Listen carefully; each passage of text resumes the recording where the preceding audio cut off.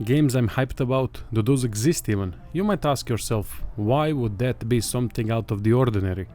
If you've been following this channel for a while, then you know that I don't get hyped for almost any game anymore. It's a state of mind to remove expectations so that there is only pure experience of what the game has to offer in order to bring unbiased reviews that are not influenced by overly exaggerated disappointment due to expecting more, or exaggerated unrealistic positivity due to expecting garbage. It creates drama, and I don't like drama, and don't want my channel to artificially create engagement based off of it. Welcome to another Ramblings of a Madman video, my precious bastards. Title is a bit misleading, as you can tell, because realistically it should say games I'm mildly interested already in instead. For me, mildly interested is the same degree of interest as most have when saying they are hyped. List consists of 7 games, but bear in mind that I don't really follow gaming news, which means I have no clue about most announced games. Please post in comments your most anticipated games so I can educate myself better about upcoming stuff. Let's start with the list that has been made in July 2025, and it's in no particular order. Terminator 2 No Fate is probably the biggest unexpected surprise that might be the only game on this list that deserves the hype title for me. I love first 2 Terminator movies with few others as well, even though I'm aware that those are not nearly as good as the first 2. Terminator 2 is for me one of the best action movies of all times, because it is exciting, scary, has actually good acting in it, with one of the scariest villains of all time portrayed by Robert Patrick. To see game done in retro style with high attention to detail that follows story of the movie closely with lots of added post-apocalyptic content was a bit of a mind-blowing experience for me upon seeing the trailer for the first time. Reaction is on Patreon. I was impressed with added scenes in the trailer like the truck scene, Schwarzenegger kicking ass in beat 'em up style, Sarah Connor breaking out of a prison. Man, it brought back nostalgia. The music as well. Every time I hear it still gives me goosebumps and urge to look behind just to make sure T-1000 is not behind. Even though I don't like side-scrolling camera and pixelated graphics, the combination of a retro thing with one of the best retro action movies does something special for me. Kinda like match made in heaven. Let's see if it delivers. Have to admit that I have high hopes for this game, which is not fair, but the trailer really delivered. Mortal Shell 2 is another game that looks incredible from the trailer. I love the first game, even it is kinda a half game that offered in my opinion one of the best Souls-like combat, with interesting world, good graphics and detail, but it doesn't have significant lore, story, NPCs. Mortal Shell is kind of a great template to build something majestic upon. It seems Mortal Shell 2 is that game, which is going to give us full experience of what this studio can do, and it makes me happy it could lead to one of the best Souls games ever. One of the most difficult aspects to nail in Souls-likes is combat, and Mortal Shell already has that at a very high level, so all that remains is the rest.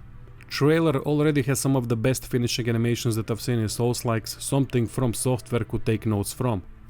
What surprised me positively the most, aside from choosing Behemoth as the trailer music, is incredible art style. Enemies look incredible, world looks proper dark with great immersion potential. Details seem to be on really high level too. If the writing doesn't disappoint, Mortal Shell 2 might challenge for the top spot, I truly believe that. Don't think it's realistic, but to even accept the fact in my mind that it might be a possibility is praise enough.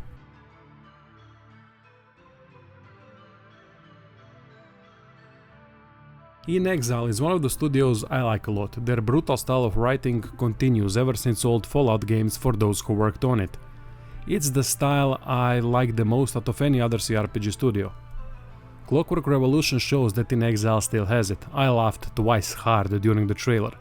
Game looks really good at this point in my opinion. Trailer showed everything I wanted to know. World is interesting, writing kicks ass, and combat offers variety of stuff to play with. Really like the weapon crafting system too.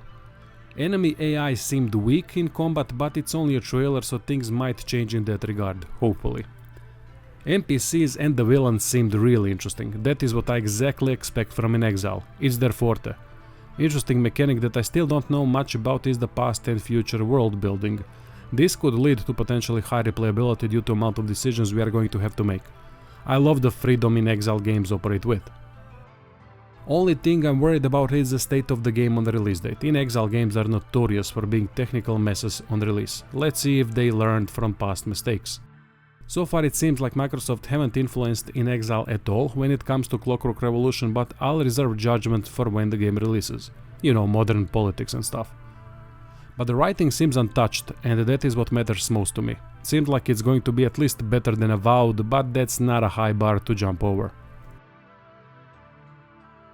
Heard about Blood Message? Me neither, until few days ago. From the extensive gameplay trailer, it seems like it's a story-driven cinematic action game inspired by the likes of Hellblade and new God of War, from what I've seen. But maybe it doesn't play like that at all. It just might seem that way from the trailer. When it comes to cinematic storytelling, there are few games better than Hellblade and the new God of War. I love cinematic games because of high levels of immersion.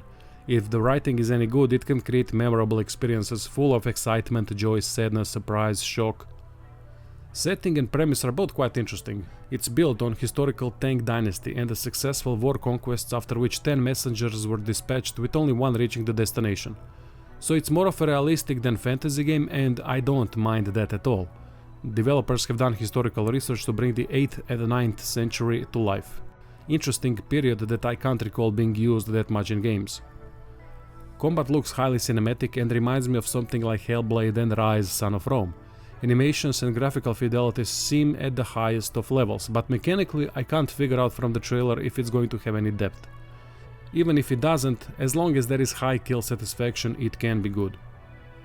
Blood Message seems to be an unexpected surprise, with the trailer reaching millions of views already in 10 days, and I'm all for it. Heard of Rebel Wolves? Former CD Projekt Red director's new studio. Blood of the Dawnwalker is their first game and it seems very promising. I love World of Darkness-like games, so to see a new entry in otherwise surprisingly low amount of proper single-player focused vampire RPGs is a good thing. Watching a gameplay overview made me very interested in the game. Human by day, vampire by night is a typical vampire lore-based feature that works great in games due to lore-based dynamic gameplay change. To see it well implemented in an open world setting makes me a bit hyped, not gonna lie. Also, it's a proper RPG it seems, with interesting NPCs, dialogue choices and hopefully many options on how to influence the quest through dialogue. Voice acting and facial animations are solid, which helps with the immersion. What I also like is combat, even though some of the animations could use a bit more work, but mechanically it seems quite good. Kinda like Kingdom Come Deliverance from the third-person perspective with added active abilities. This type of combat system has enough depth to make it interesting for a long time, especially considering that there could be plenty unlockable abilities as the game progresses. Another great thing are the vampire claws available during nighttime, which also adds to the dynamic. Plenty to like combat-wise. One thing that makes me a bit worried is the loot and gear system. Reminds me of Neo with the silly plus 1% effects on it. If it's randomized as well, it could create a grindy game that could shift the focus away from the storytelling and quests. We'll see how it works in the end, but overall it seems like a very promising game to me so far. China to vampires to now Japan in Onimusha Way of the Sword. I've played few Onimusha games and really liked them a lot, but that was a long time ago. Something about the slower gameplay style, great atmosphere and a bit of a horror vibe made it kinda unique. What immediately drew me in from the trailer is the combat. It looks incredible. The slow realistic movements followed by slicing enemies in half with the katana. I love it.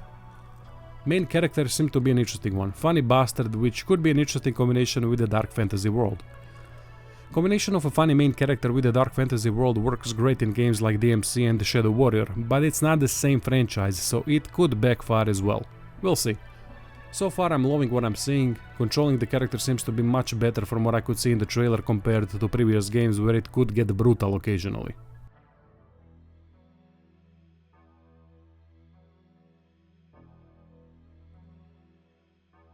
Last game on the list is Warhammer 40k Dark Heresy. Not much is known, but after playing Rogue Trader, which is in my top 3 CRPGs ever, mainly due to the brutal 40k world and the best turn-based combat in CRPGs I've experienced yet with awesome character progression. In Dark Heresy we are an acolyte of that Inquisition, which is already an interesting premise that is going to lend the main character lots of power to manipulate the world. I love that in Rogue Trader, so don't see any problems playing another powerful character. Combat looks similar to Rogue Trader and that for me is a big positive. I hope the character progression system stays as well because classes are incredibly interesting with lots of options and every upgrade being significant. There's also animated cutscenes now which I hope make it in the game to tell all sorts of interesting 40k stories. That would be the list. Very interesting set of games that have high potential. There's a bunch of others too, like No Rest for the Wicked full game when it launches finally, but out of the ones I know, these are at the top. Thanks for watching.